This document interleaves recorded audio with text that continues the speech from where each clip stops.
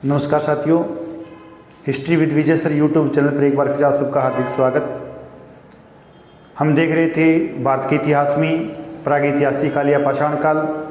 पिछले वीडियो में हमने चर्चा की थी पाषाण काल से संबंधित निम्न पुरा पाषाण काल की, जो पुरा पाषाण काल का एक भाग।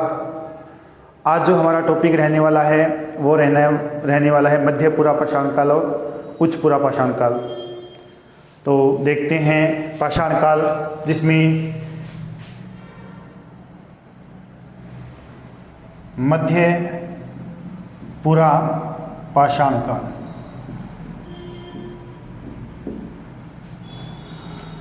पुरा पाषाण काल में भाग नंबर 2 मध्यपुरा जो पाषाण काल है, इसके अंतर्गत जो हमें औजार मिलते हैं, अलग अलग प्रकार के औजार मिलते हैं, जिसमें जो हमें औजार मिलते हैं वेधक प्रकार का, दूसरा मिलता है वेधनी, एक मिलता है खुरचनी।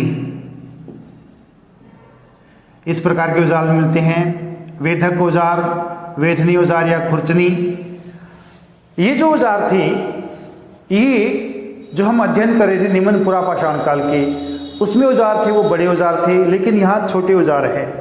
छोटे औजार है, खतरनाक ज़्यादा है, शिकार के लिए इनका उपयोग करते थे। ये जो औजार बने हैं, ये बने हैं चरट से, जेस्पर से और फ्लिंट पत्थर से। इस प्रकार के पत्थरों से ये औजार बने थे, जिसमें वेधक है, वेदनी है या खुरचनी है। सबसे ज़्यादा जो औजार है वो खुरचनी प्रकार की है, इसलिए इस समय को खुरचनी संस्कृति कहते हैं। इस समय को खुरचनी संस्कृति कहते हैं, खुरचनी संस्कृति कहते हैं। ये जो औजार हमें मिलते हैं अलग अलग स्थानों से मिले हैं, और इनका जो समय रहता है वो हम देख लेते हैं। इसका समय रहता है 1.50 लाख ईसा पूर्व से 35,000 ईसा पूर्व ये समय रहता है। और इसके जो प्रमुख स्थान हैं जहाँ से हमें ये औजार मिलते हैं, उन स्थानों के भी हम देख लेते हैं। प्रमुख स्थान कौन कौन से रहने वाले हैं। प्रमुख जो स्थान है, जब हम देख रहे थे निम्न पुरा पाषाण काल, तो उसका विस्तार बहुत बड़ा था, लेकिन यहाँ कुछ एक स्थान मिलते हैं जहाँ से इनका विस्तार हमें मिलता है। और ये जो युग कहलाता है, ये कहलाता है तृतीय हिमयुग। तृतीय हिमयुग। इससे पहले हम जो जिक्र कर रहे थे निम्न पुरा पाषाण काल का था, तो वो था द्वितीय हिमयुग के बाद का। ये है तृतीय हिमयुग के बाद का।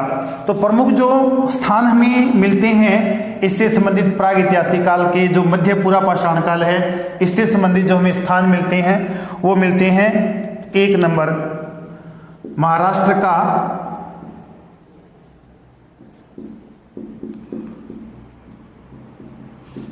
रिवासा। पहला स्थान है महाराष्ट्र का रिवासा, मध्य पुरा पाषाण काल से संबंधित। दूसरा जो स्थान मिलता है वो मिलता है झारखंड का सिंहभूम क्षेत्र। तीसरा जो स्थान हमें मिलता है वो मिलता है, पहला महाराष्ट्र का रिवासा है, दूसरा झारखंड का सिंहभूम है, और तीसरा जो हमें स्थान मिलता है वो मिलता है उत्तर प्रदेश। उत्तर प्रदेश का एक तो चकिया नामक स्थान है, एक वाराणसी नामक स्थान है, एक स्थान है बेलन घाटी। बेलन घाटी ये इलाहाबाद के पास है, बेलन घाटी इलाहाबाद। राजस्थान की अगर हम बात करें तो राजस्थान से भी हमें स्थान मिलते हैं, जिसमें बागोर है, बागोर क्षेत्र है, बेड़च नदी का क्षेत्र है, और कदमली घाटियाँ, यहाँ से हमें अवशेष मिलते हैं। इसके बाद अगर हम बात करें, राजस्थान हो गया, बागोर, बेड़च, कदमली घाटियाँ। मध्य प्रदेश में स्थान है भीमबेटका। मध्य प्रदेश में स्थान है भीमबेटका, और ये जो स्थान है यहाँ से भी प्राचीन गुफा चित्र मिलते हैं। यहाँ से हमें प्राचीन गुफा चित्र मिलते हैं। मध्य प्रदेश का भीमबेटका स्थान। ये कुछ एक स्थान राजस्थान में बागोर हो गया, बेड़च हो गया, कदमली घाटियाँ हो गई। मध्य प्रदेश में भीमबेटका हो गया, प्राचीन गुफा चित्र यहाँ से मिलते हैं। और भारत के सबसे प्राचीन जो गुफा चित्र है वो भीमबेटका मध्य प्रदेश से मिलते हैं। एक स्थान मिलता है मध्य प्रदेश का सिहावल। मध्य प्रदेश का सिहावल। इसके बाद जो हमें स्थान मिलता है मध्य प्रदेश के बाद, अगर हम बात करें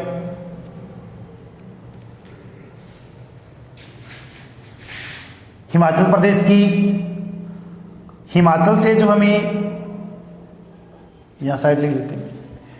हिमाचल प्रदेश की अगर हम बात करें, 7वां स्थान हिमाचल प्रदेश।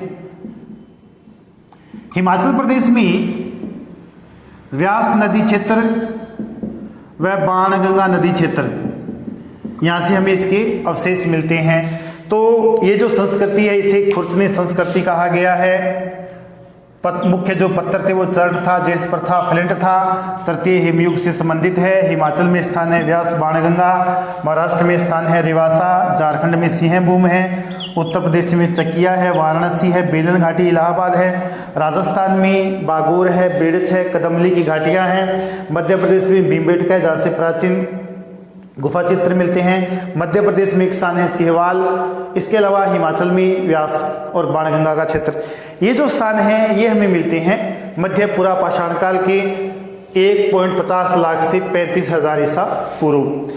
इसके बाद अगर हम बात करें तो जो तीसरा हमें युग मिलता है वो मिलता है उच्च पुरा पाषाण काल।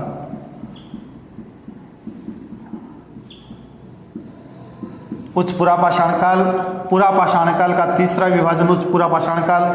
इसका जो समय निर्धारित किया गया है वो किया गया है 35,000 से 35,000 ईसा पूर्व से 10,000 ईसा पूर्व। यहां से जो हमें अवशेष मिलते हैं वो मिलते हैं फलक प्रकार के, बिल्कुल तीखे ब्लेड उपकरण कहते हैं उसे, फलक प्रकार की संस्कृति। तो यहां से जो हमें अवशेष मिलते हैं वो फलक प्रकार के मिलते हैं। फलक प्रकार या ब्लेड उपकरण, ब्लेड उपकरण। इस संस्कृति को फलक संस्कृति कहते हैं। फलक संस्कृति कहते हैं क्योंकि यहाँ से जो औजार मिले हैं बिल्कुल छोटे हैं, बिल्कुल तीखे हैं, ब्लेड की तरह, ब्लेड उपकरण भी कहा गया है। तो इस संस्कृति को कहते हैं फलक संस्कृति। इस संस्कृति को फलक संस्कृति कहा जाता है। समय रहता है इसका 35,000 से 10,000 ईसा पूर्व। ये जो औजार है ये बनते थे जैस्पर व फ्लिंट पत्थर से। जैस्पर व फ्लिंट पत्थर से ये औजार बनते थे। इससे पहले हम देख रहे थे यहाँ जो औजार बन रहे हैं चर्ट है, जेस्पर है, फ्लिंट है। इससे पहले जो हमने निम्न पुरा पाषाण काल का अध्ययन किया था वहाँ जो पत्थर हमने उपयोग किया था वो था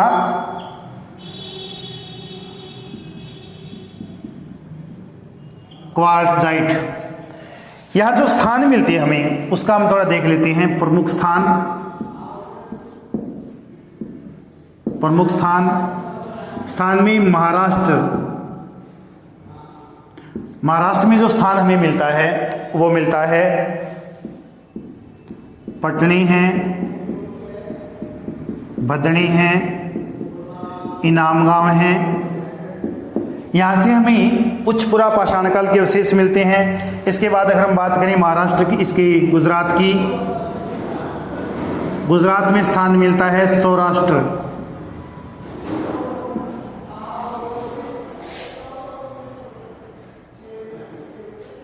गुजरात में जो हमें स्थान मिलता है,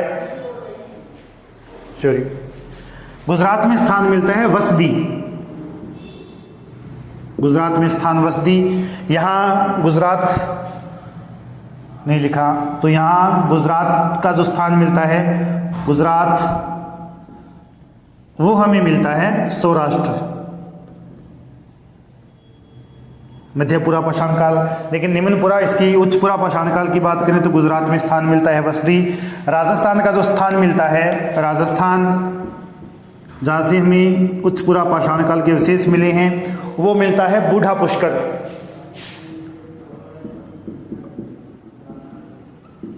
बूढ़ा पुष्कर। उत्तर प्रदेश की अगर हम बात करें, उत्तर प्रदेश तो बेलन घाटी, इलाहाबाद के पास एक स्थान है बेलन घाटी। बेलन घाटी ये हमें स्थान मिलता है इलाहाबाद। इलाहाबाद के पास बेलन घाटी क्षेत्र से एक स्थान है लोहंदा नाला। एक स्थान है लोहंदा नाला, बेलन घाटी क्षेत्र में स्थान है लोहंदा नाला। यहां से एक हड्डी निर्मित मातृ देवी की मूर्ति मिलती है। हड्डी निर्मित मातृ देवी की मूर्ति हमें मिलती है इलाहाबाद के बेलन घाटी लोहंदा नाला से। हड्डी निर्मित मातृ देवी की मूर्ति। ये जो समय है, हाँ देख लेते हैं एक दो स्थान और।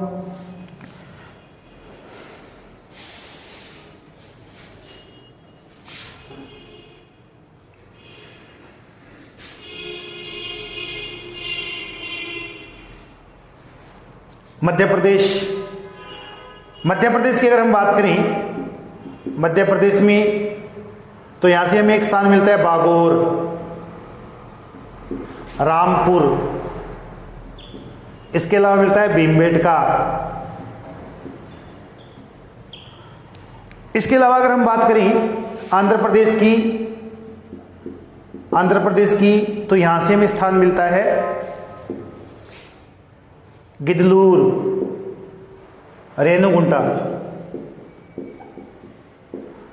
रेणुगुंटा ये स्थान मिलता है। तो ये जो उच्चपुरा पाषाण काल है, इसके जो हमें उपकरण मिलते हैं, फलक प्रकार के उपकरण हैं। ब्लेड उपकरण भी कहा गया है। इस संस्कृति को फलक संस्कृति कहा गया है। संस्कृति के जो औजार बने हैं वो जेस्पर और फ्लिंट प्रकार के पत्थरों से बनी है। इनके जो प्रमुख स्थान हमें मिलते हैं वो मिलते हैं महाराष्ट्र में पटनी है, बधनी है, इनाम गांव है। गुजरात में बस्ती है। राजस्थान में बूढ़ा पुष्कर है। उत्तर प्रदेश में बेलन घाटी, इलाहाबाद के पास लोहंदा नाले से हमें हड्डी निर्मित मातृ देवी की मूर्ति मिलती है। मध्य प्रदेश में बागोर है, रामपुरा और भीमबेटका स्थान है। आंध्र प्रदेश में रेणुगुंटा स्थान है। इस संस्कृति की कुछ एक विशेषताएं। इस संस्कृति का समय 35,000 से 10,000 ईसा पूर्व। 10,000 ईसा पूर्व के आसपास हमें एक नया पत्थर मिलना शुरू हो जाता है। नया पत्थर चकमक। एक तो ये इसकी विशेषता है। इस संस्कृति के बिल्कुल अंतिम समय में हमें एक नया पत्थर मिलना शुरू हो जाता है, चकमक नामक पत्थर। और एक विशेषता ये है कि इस संस्कृति से हमें होमोसेपियंस मानव के अवशेष मिलने शुरू हो जाते हैं। होमोसेपियंस को आधुनिक मानव कहा जाता है। आधुनिक मानव इसे कहा जाता है। तो एक बार इसका थोड़ा रिवाइज कर लेते हैं। मध्यपुरा पाषाण काल, समय 1.5 लाख से 35,000 ईसा पूर्व। यहाँ जो संस्कृति थी, वेदक थी, वेदनी थी, खुर्चनी थी। छोटे औजार थे, बनते थे चर्ड से, जेस्पर से, फ्लिंट आदि पत्थरों से बनते थे। इससे पहले जो हम देख रहे थे वो बनते थे क्वार्ट्जाइट पत्थर से। और ये जो समय है ये तृतीय हिमयुग का। इसे खुर्चनी संस्कृति कहा गया है। प्रमुख स्थान है महाराष्ट्र का रेवासा है, उत्तर प्रदेश का चकिया है, वाराणसी है, राजस्थान का बागोर है, मध्य प्रदेश का भीमबेटका है, गुजरात का सौराष्ट्र है, झारखंड का सिंहभूम है, बेलन घाटी, इलाहाबाद। और इसके बाद हिमाचल में व्यास व बाणगंगा ये चित्र हमें मिलते हैं मध्यपुरा पाषाण काल के। इसका समय रहता है 1.5 लाख से 35,000 ईसा पूर्व। इसके बाद हम बात करें उच्चपुरा पाषाण काल की, तो इसका समय रहता है 35,000 से 10,000 ईसा पूर्व। यहाँ से हमें जो उपकरण मिलते हैं वो मिलते हैं फलक प्रकार के पत्थरों को काटकर बनाए जाते छोटे छोटे औजार थे। ब्लेड उपकरण भी कहा गया है, बिल्कुल छोटे औजार थे। इस संस्कृति को फलक संस्कृति कहा गया है क्योंकि यह संस्कृति मूलतः फलक पर आधारित थी। बड़े पत्थरों के छोटे टुकड़े तराश कर उनको हथियार बनाया जाता था, उन पर यह संस्कृति आधारित थी। प्रमुख जो इसके स्थान हैं वो है महाराष्ट्र में पटनी है, बदनी है, इनाम गांव है, आंध्र प्रदेश में रेणुगुंटा है, गुजरात में वसदी है, राजस्थान में बूढ़ा पुष्कर है, उत्तर प्रदेश में बेलन घाटी इलाहाबाद है और इलाहाबाद में लोहंदा नाले से हड्डी निर्मित मातृ देवी की मूर्ति मिलती है। इसका जो विकसित रूप वो है चकमक नामक पत्थर, क्योंकि हम यहाँ देख रहे थे जेस्पर है, फ्लिंट है, चर्ट है या फिर क्वार्ट्जाइट पत्थर है, इनसे उपकरण बनते थे। लेकिन जब ये समय आया 10,000 ईसा पूर्व के आसपास तो विकास हुआ चकमक पत्थर का, इसके औजार बनने शुरू हो गए और ये वो समय है जब मानव आधुनिकता की तरफ धीरे धीरे बढ़ रहा था, या जो आधुनिक मानव है जिसकी शुरुआत बताई जा रही है होमो सेपियंस रूप में हमें जीवाश्म मिलते हैं। तो ये था हमारा पाषाण काल। तो अगर आपको वीडियो अच्छा लगे तो लाइक करें और शेयर करें और हमारा चैनल है हिस्ट्री विद विजय सर, उसे सब्सक्राइब करें। अगले वीडियो तक आप सबका बहुत बहुत धन्यवाद।